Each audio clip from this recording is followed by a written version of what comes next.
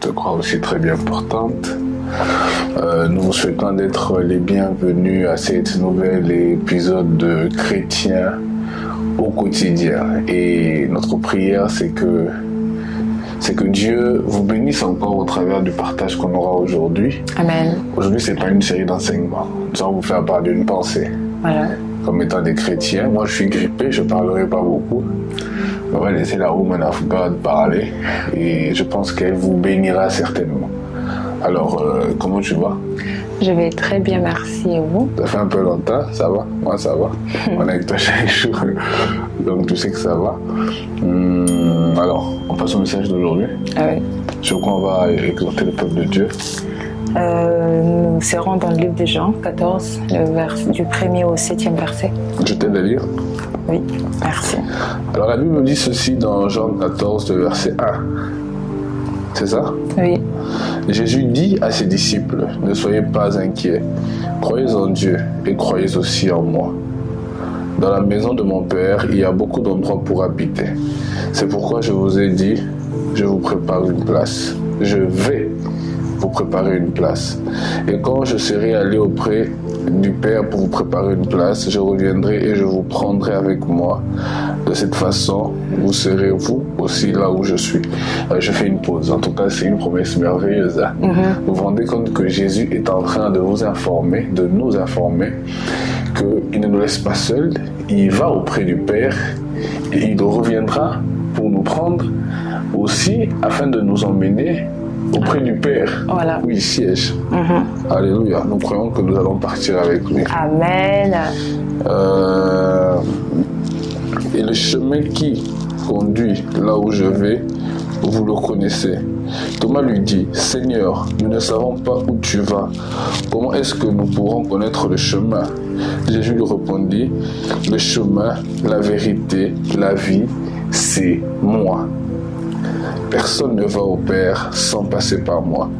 Si vous me connaissez, vous connaîtrez aussi mon Père. À partir de maintenant, vous le connaissez et vous l'avez vu. Que Dieu bénisse sa parole. Amen. Alors, je pense qu'aujourd'hui, on va parler du chemin, de la vérité et de la vie. Alors, sur quel angle tu aimerais un peu commencer cette exhortation?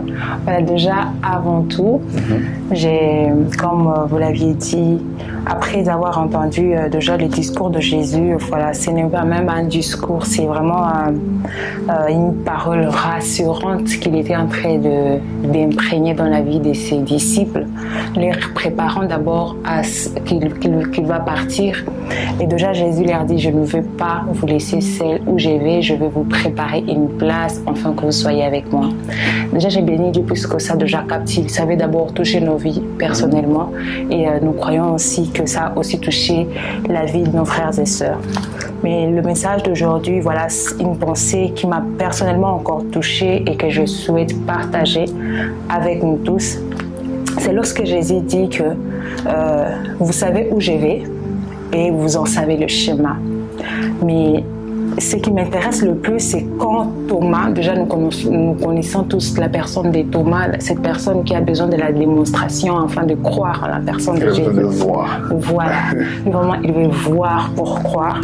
Et donc c'est Thomas qui revient et demande à Jésus, Seigneur, nous ne savons pas où tu vas, comment pouvons-nous savoir le chemin? Déjà ici, il y a une chose qui me captive. Déjà le fait que Thomas, il demande cette question à Jésus.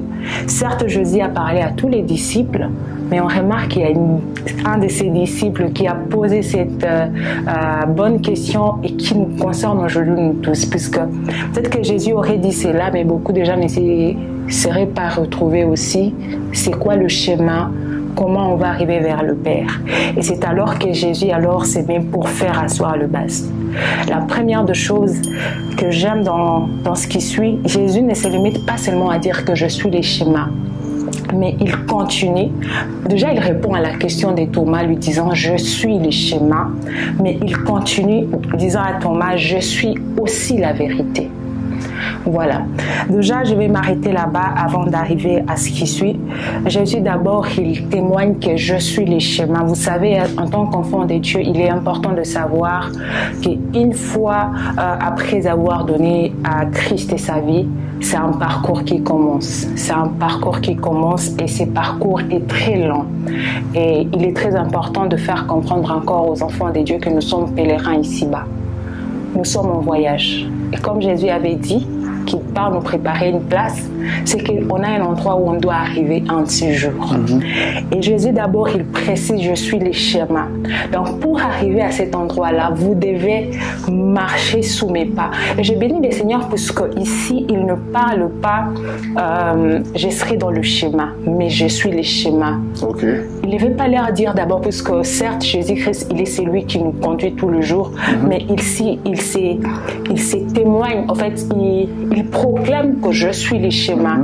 Donc, pour arriver vers le Père, il va falloir qu'on reste sur ce chemin-là qui est Jésus. Et d'ailleurs, pour te compléter, j'aime ce que tu viens de dire.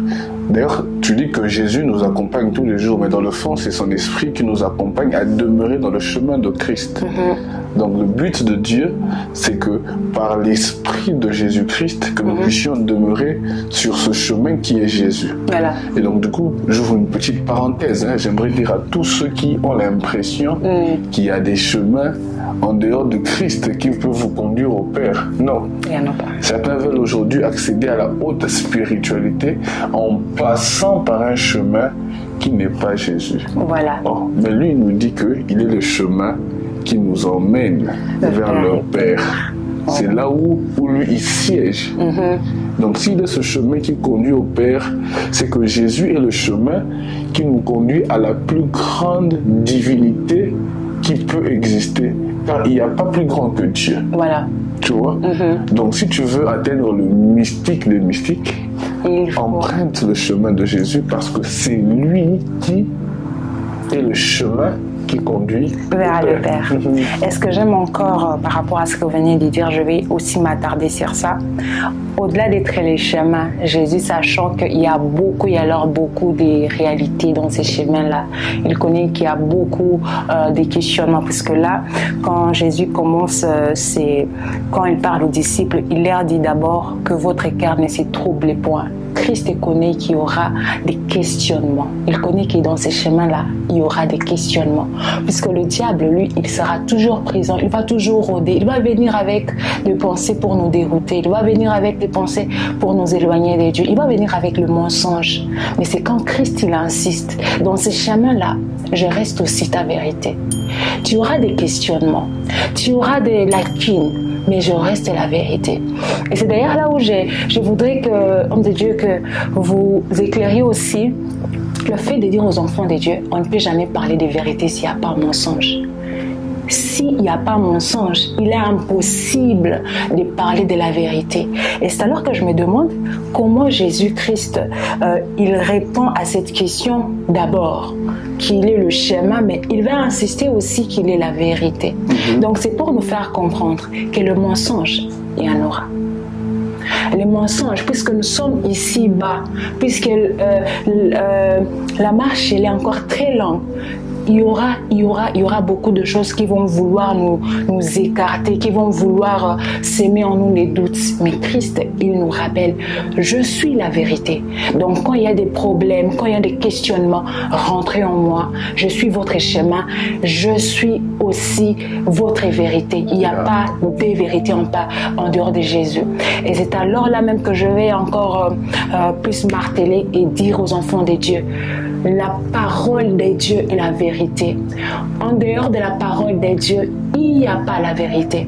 Et Jésus-Christ, la Bible dit dans Jean que au commencement était la parole. La parole était avec Dieu. Et la parole était Dieu. Et cette voilà. parole s'est faite chair. Voilà. Et c'est quand on arrive à comprendre que même cette parole, la vérité fond, là, c'est Jésus. Voilà.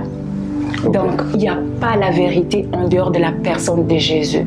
Il n'y a pas la vérité. Donc, très souvent, même, il y a des philosophies des hommes qui viennent, la sagesse des hommes. Il y a des hommes qui viennent avec de beaux discours pour nous égarer, pour nous éloigner et enlever Christ au quotidien de nos vies. Mais laissez-moi vous rassurer une chose, en dehors de Jésus-Christ, il n'y a pas la vérité. D'ailleurs, je pense que, je ne te coupe pas, je pense que c'est très important de maintenir cette phrase chemin, vérité et vie. Voilà. Parce que Aujourd'hui, on se rend compte que dans le chemin du christianisme qu'on est en train d'emprunter, il y a de ces gens qui veulent nous montrer une autre vérité. Voilà. Tu vois, dans le chemin du christianisme que nous sommes en train d'emprunter, il y a des gens qui veulent nous faire penser qu'il y a une autre vérité. Alors que dans ce chemin que nous empruntons, qui est Christ, il y a aussi une vérité que l'on doit savoir qui n'est que Christ. Voilà. Alors si toi, en tout cas, permettez-moi, moi actuellement, je lutte contre certains abus dans le corps du Christ actuellement. Et donc si toi, dans le corps du Christ, dans ce chemin du Christ qu'on emprunte, tu veux nous faire part d'une vérité qui n'est pas le Christ, tu viens de détruire ce verset qui fait de lui le chemin, la vérité et la vie. Voilà. Parce que si le chemin qu'on emprunte, ce n'est que celui de Jésus qui nous conduit au Père. Et s'il y a une vérité qu'on doit toujours garder pour toujours aller vers ce Père que nous sommes en train de suivre, c'est toujours lui, Jésus. Voilà.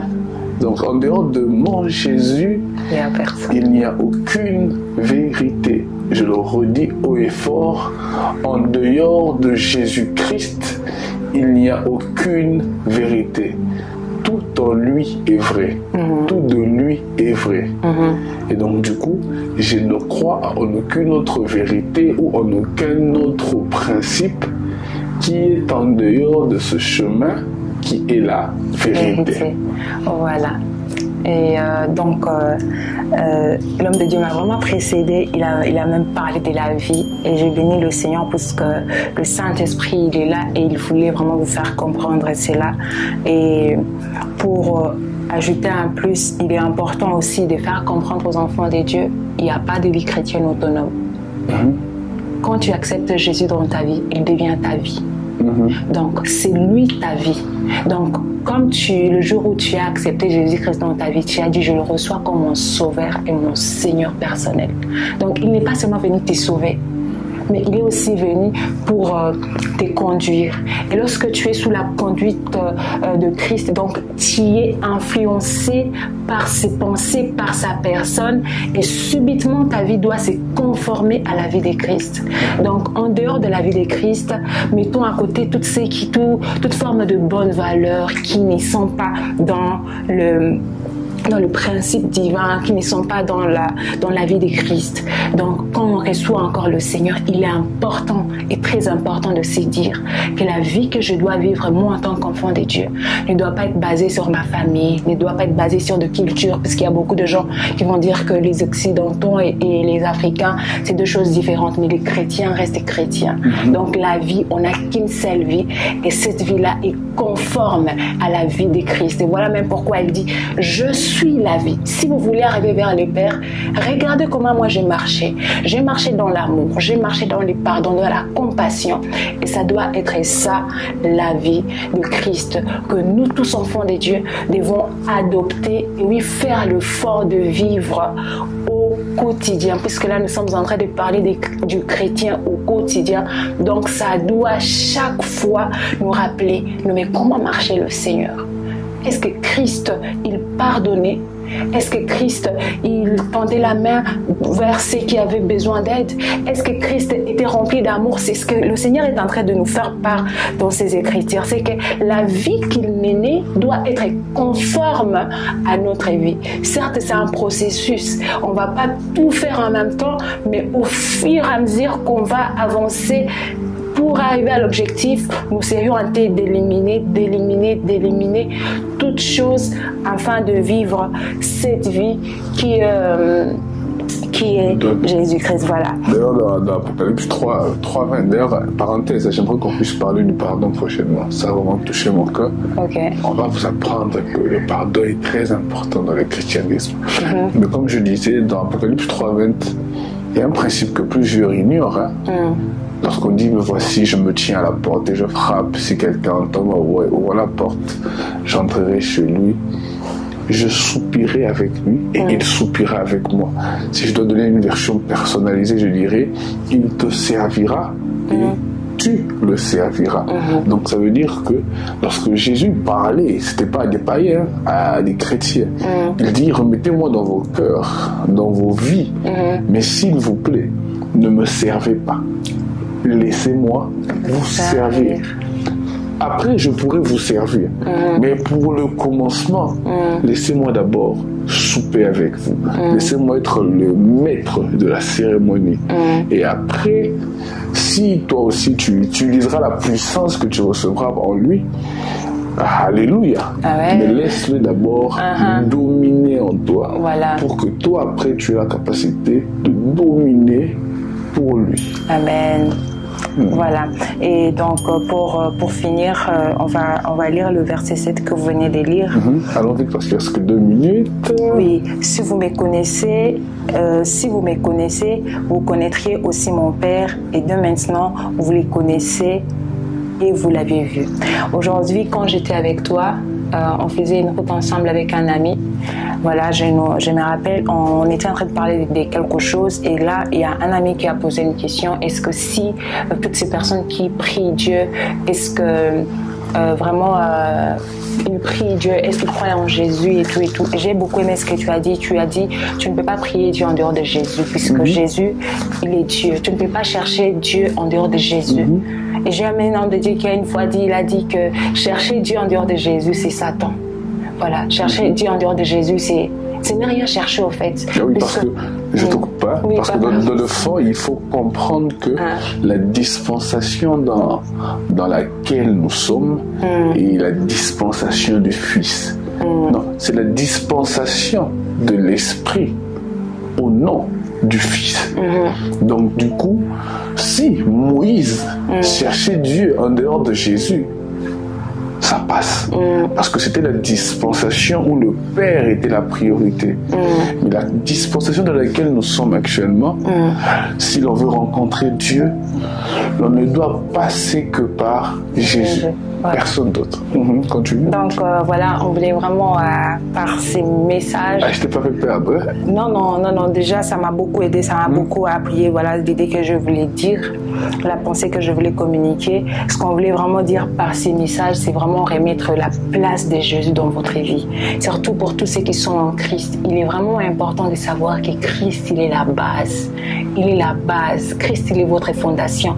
Au-delà même de votre fondation, il vient même bâtir votre maison. Comme Paul qui dit que le fondement qu'il a bâti, aucune autre personne ne peut venir et bâtir au-dessus de ça, à part le Seigneur. Donc laissez Christ bâtir vos vies, laissez Christ vous conduire, laissez Christ pénétrer vos vies, vos cœurs, afin que cette vérité retentisse toujours dans vos vies, afin que ensemble, chemin faisant, nous arrivions à ce que le Seigneur est en train de préparer avec nous jour pour jour.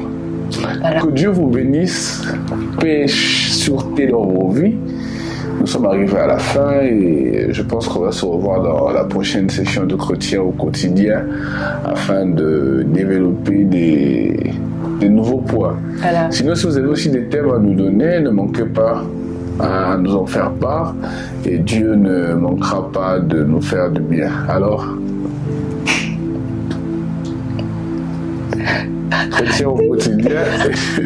Soyez bénis. Chrétien au quotidien, soyez bénis et grandissants en Christ. Voilà. Shalom. Shalom.